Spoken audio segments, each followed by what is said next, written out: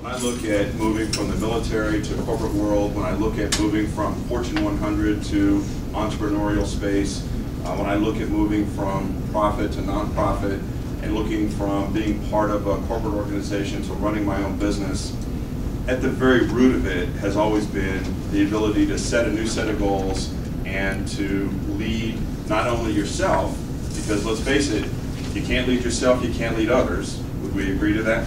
All right, so being able to lead myself and lead others and use goal setting to do that. So that's the purpose of today, is to kind of share some of that experience and share some of that wisdom, if you will, on how you can do that within your own. We're going to talk about what leadership is, because if you don't define it the same, or define it period, you won't necessarily know what the context is of our discussion. I have a formula for success that will share some light on the things that go into goal setting and achieving desired results. There's a lot of different definitions of leadership. Books, volumes of books have been written over the years on what is leadership, what is the best way to lead, the best definition. You know, at its very root, it's about setting goals and about achieving the desired results. Now, what are those desired results? Well, obviously that's up to you, that's up to the organization. What are those desired results? Are you achieving results, or are you achieving desired results? Are you achieving something, or are you achieving the something that matters? That's the key to effectively setting goals and achieving it, and doing it over and over and over. You can focus on positive behavior change because you have this full understanding of what it takes, the full formula to actually achieve those goals. And that's what leads to improved performance. That's what's going to lead to that behavior. Again, what you believe, which is pretty much set. I mean, we're not going to change too much of our belief systems at this point in our lives. What you believe you think, what you think you do. We can change the way we think. At least I hope so, because my whole business is based around changing the way people think. So I certainly believe it, but that's, in truth, that is how positive behavior change happens. It's changing the way people think, so that in that 88% of life that just happens, it happens with the positive behavior change that they're looking for, leading to the results that they're looking for. Okay, so we define success now, because that's ultimately what we're after. We're after success.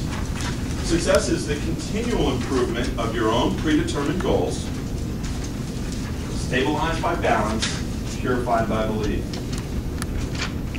Beliefs, so we already know that belief system, or values, beliefs and values kind of in the same realm there, are the foundation, stabilized by balance and continuous achievement of our goals, sustained through repetition and attitude.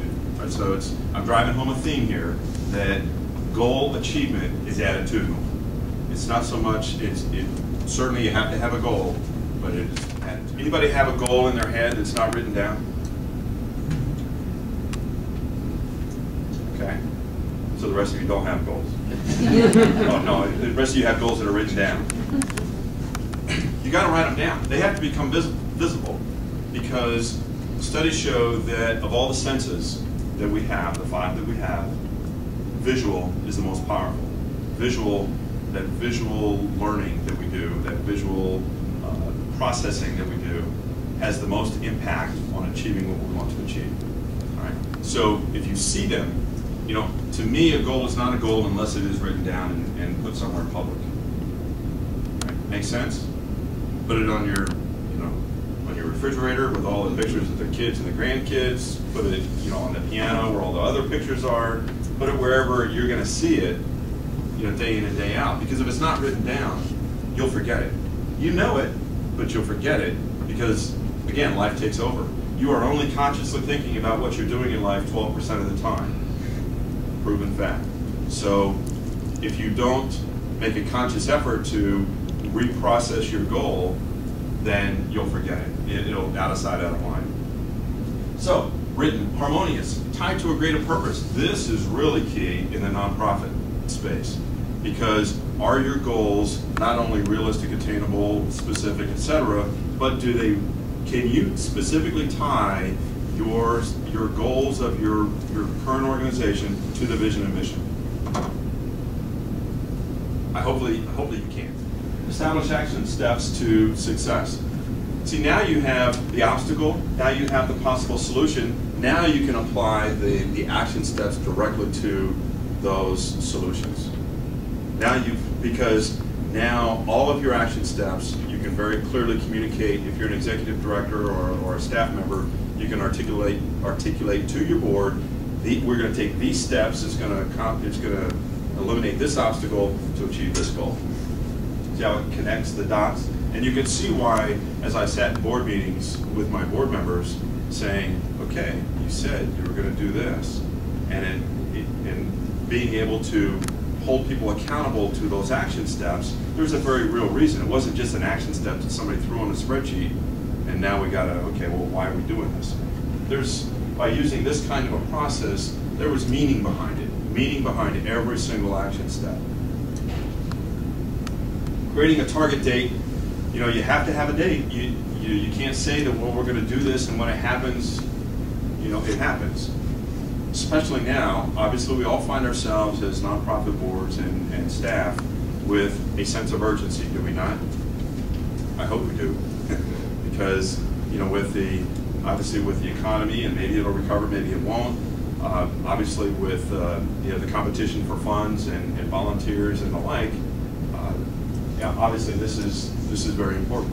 Because if you don't put a date, then anything will work. So putting that date and having a very specific time frame for when these action steps have to be done, and people can accept it and own that accountability, which is the next to the last step. Who is accountable?